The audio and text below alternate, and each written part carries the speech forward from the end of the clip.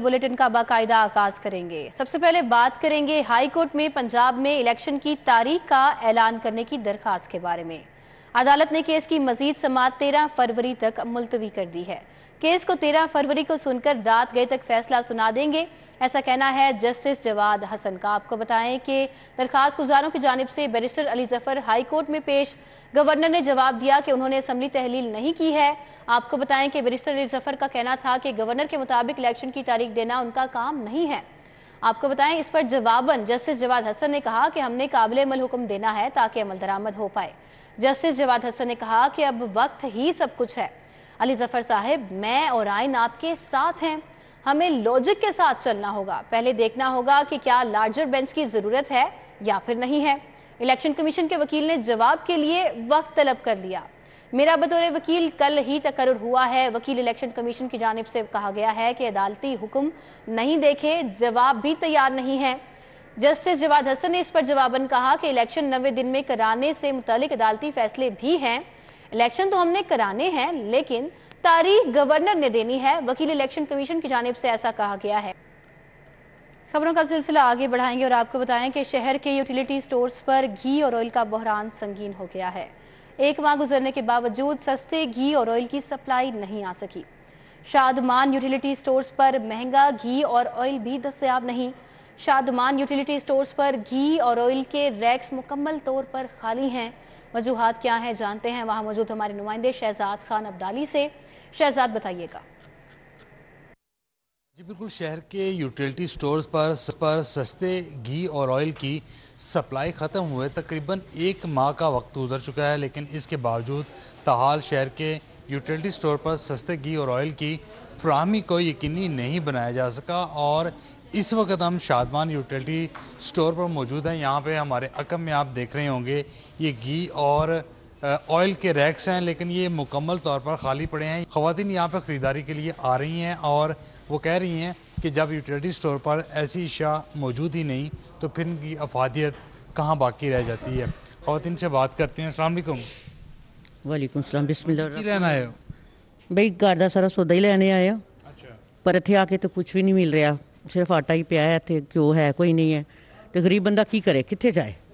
परेशानी है ना, रोज़ आके चक्कर लगाई देने, घ्यो हैगा ही कोई नहीं। साढ़े जो नवे हुक्मरान आए ने, इन्हों चाहिए कि गरीबों का कुछ सोचन। गरीब किवें जा रहा, किस तरफ जा रहा, क्यों है चोरियां डकैतियां हो रही हैं, क्यों है सारे मुल्क से सारा इतना अजाब आया हुआ है। जो ख़वातीन सार्फिन हैं वो ये कहती हैं कि एटलीस्ट हुकूमत को इस हवाले से इक़दाम करने चाहिए कि जो बुनियादी खाने पीने की अशिया हैं वो तो आवाम को मैसर होनी चाहिए। शहजाद खान अब्दाली, आपका बहुत शुक्रिया आपने दिया।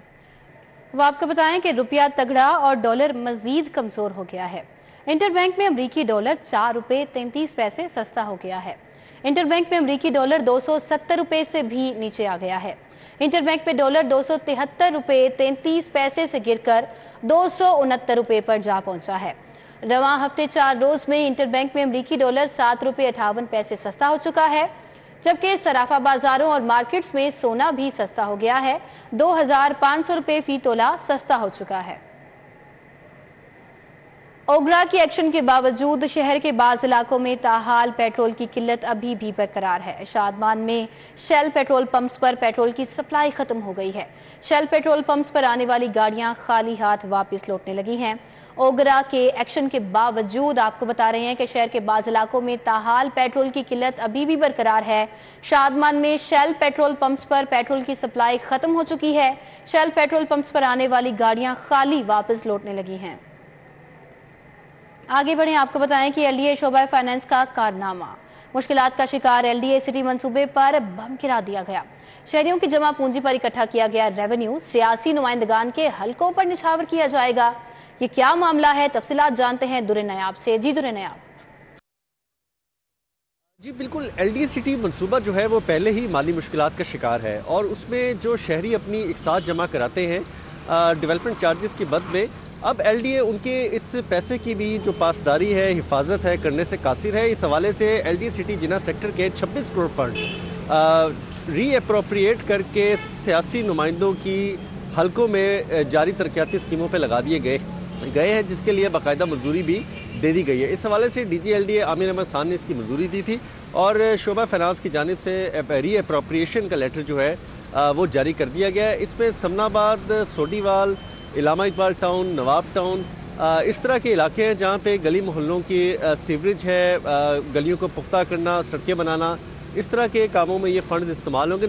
और ये फ़ंड जो है LD सिटी जैसे ऐसे मनसूबा जो कि पहले ही मुश्किलात का शिकार है, अब सियासी नुमाइंदों के हलकों में निछावर करने के लिए मुंतकिल कर दिए हैं। जी दुर्ने, अब आपने अपडेट किया, आपका बहुत शुक्रिया। लेस्को में सिंगल और 3 फेज मीटर्स की किल्लत शिद्दत इख्तियार कर गई है। किल्लत की वजह से खराब मीटर्स की तादाद 24,000 से भी तजावज़ कर गई है। लेस्को ने डिफेक्टो कोड लगाकर औसतन बिल भिजवाने का सिलसिला शुरू कर दिया है। शाहिद नदीम सिप्रा ने हमें ज्वाइन किया है, तफसीलात उनसे जान लेते हैं। शाहिद सिप्रा, बताइएगा किस तरह से बिलिंग होगी, क्या तरीकाकार है ये?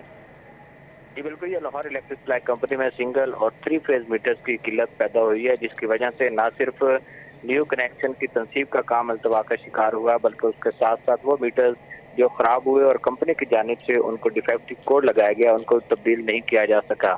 जो सार्फिन है जिनके मीटर्स को डिफेक्टिव कोड लगाया गया, उनकी मुश्किलात में इजाफा हो रहा है, चूँकि औसतन बिल्स उनको भिजवाए जा रहे हैं। और गुज़श्ता साल आपको याद होगा कि माह जून जुलाई में जब रेट बढ़े थे तो उस वक्त ज़ायद यूनिट जो है सार्फिन ने इस्तेमाल किए थे। जब एवरेज उनको चार्ज की जाती है तो मौसम सरमा में भी उनको रिलीफ नहीं मिल रहा और भारी भरकम बिल्स चार्ज किए जा रहे हैं। लेस्को चीफ की जानिब से हर प्रेस कॉन्फ्रेंस में इस बात का दावा किया जाता है कि कंपनी के पास इजाफी मीटर्स मौजूद हैं, लेकिन सूरत हाल उसके बरक्स है कि जब भी किसी ने कोई मीटर्स लगाना हो या लेना हो तो चीफ इंजीनियर मटीरियल मैनेजमेंट से उसकी मंजूरी लेना पड़ती है। इसका क्या मतलब है कि स्टोर्स में मीटर्स की शॉर्टेज है, किल्लत है, जिसकी बुनियाद शाहिद सिप्रा, आपका बहुत शुक्रिया, आपने हमें अपडेट किया। शहर लाहौर में बादलों के डेरे हैं, मौसम सर्द हो गया है, शहर के मुख्तलिफ इलाकों में बूंदाबांदी जारी है। मजीद मौसम कैसा है जानते हैं मायदा वहीद से। मायदा, बताइएगा।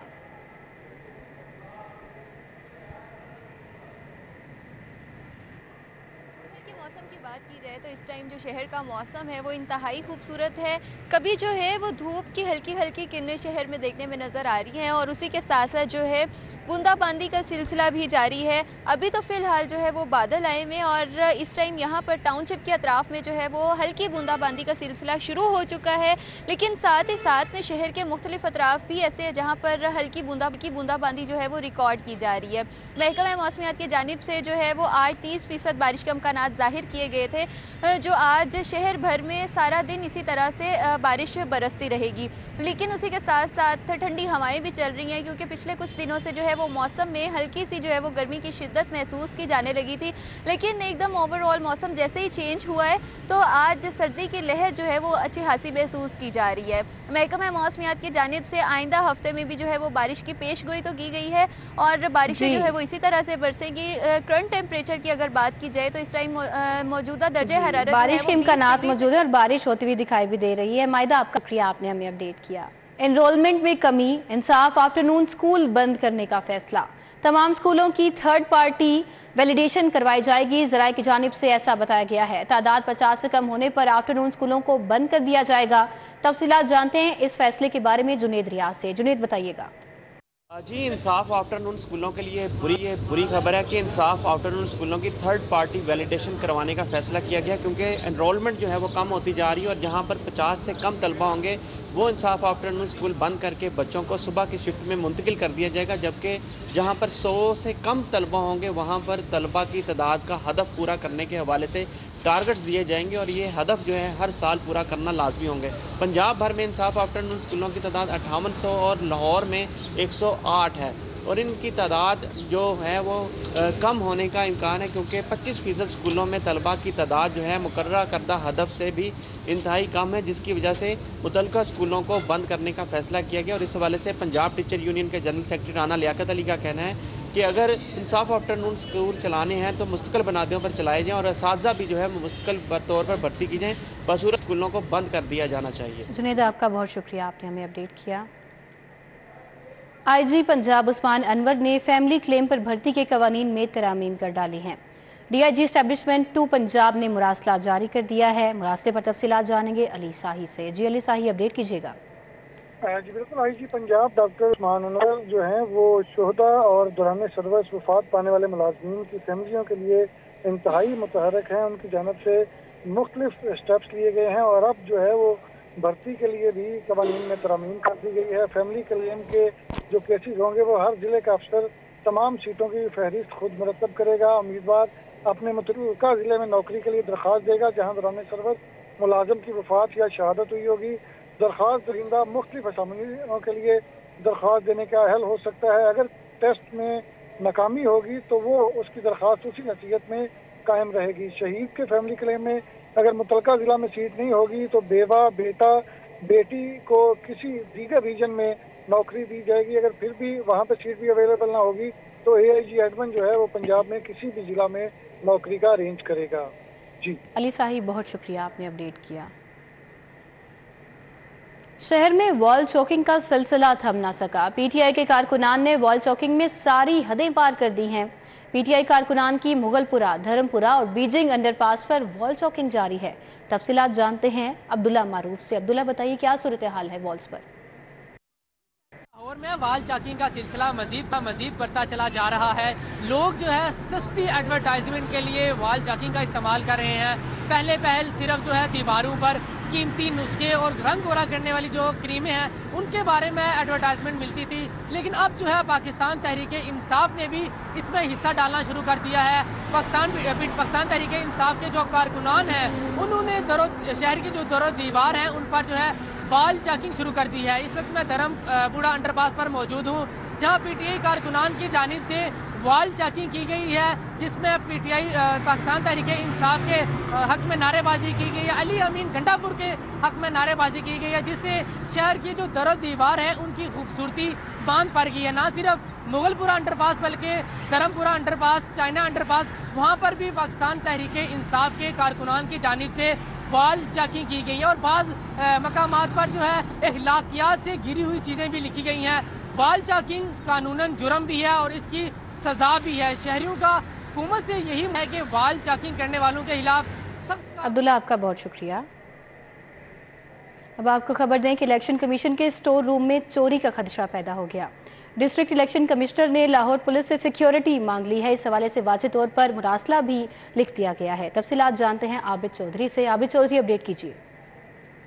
बिल्कुल, इलेक्शन कमीशन में स्टोर रूम में चोरी का खदशा है, जिसके पेश नज़र डिस्ट्रिक्ट इलेक्शन कमिश्नर ने लाहौर पुलिस से सिक्योरिटी मांग ली। मुरासला जो है वो SP सिक्योरिटी को भिजवा दिया गया है, जिसमें district election commissioner Abdul Wadood Khan की जानिब से ये कहा गया है कि सगिया के करीब वाक़या डिस्ट्रिक्ट इलेक्शन कमीशन के स्टोर रूम से हसास इलेक्शन मवाद मौजूद है और इलेक्शन कमीशन के स्टोर से मुल्हिका इमारतों में चोरी की वारदातें हो चुकी हैं। तो सिक्योरिटी खदशात के पेश नज़र जो है लाहौर पुलिस को दरख्वास्त की गई है कि वो सिक्योरिटी के खातिर साथ इंतजाम किया जाए ताकि ऐसा कोई भी हसास नोयत का मवाद जो है वो चोरी ना हो। खत की कापी जो है इसकी सिक्योरिटी सूबाई और रीजनल इलेक्शन कमीशन को भिजवा दी गई है ताकि जल्द से जल्द सिक्योरिटी के इंतजाम किए जाएं। जल्द से जल्द सिक्योरिटी के इंतजाम की जाने की सदा की गई है। आबिद चौधरी, आपका बहुत शुक्रिया।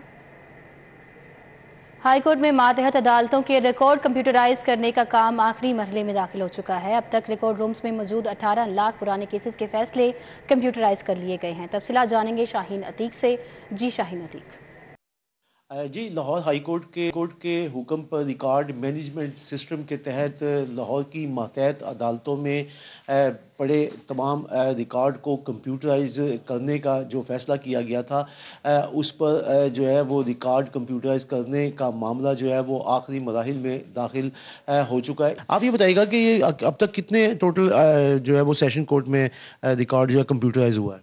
शाहीन साहब, सेशन कोर्ट का जो है ना वो तकरीबन 2.5 लाख से ज़्यादा जो है ना वो एंट्रीज़ हो चुकी हुई हैं डिस्पोजल से रिलेटेड। पब्लिक के लिए जो हमने यहाँ पे वेबसाइट डिज़ाइन की हुई है वो उसके थ्रू जो है ना इसको चेक कर सकेंगे। एक तो हम उनको एक्सेस देंगे कंप्यूटर नंबर की, दूसरा जो है ना वो टाइटल से भी इसको सर्च आउट कर सकेंगे इन फ्यूचर इंशाल्लाह। जी, आपने जो है वो उनकी जो है वो मालूमात जो है वो ली। उनका कहना ये है कि यहाँ पर जो रिकॉर्ड जो है वो कंप्यूटराइज किया जा रहा है, ये रिकॉर्ड मैनेजमेंट सिस्टम के तहत इन तमाम केसों को जो है वो रिकॉर्ड किया जा रहा है। शाहीन अतीक, आपका बहुत शुक्रिया। न्यूज़ स्टूडियो से फिल वक्त इतना ही। आप देखते रहिए City 42।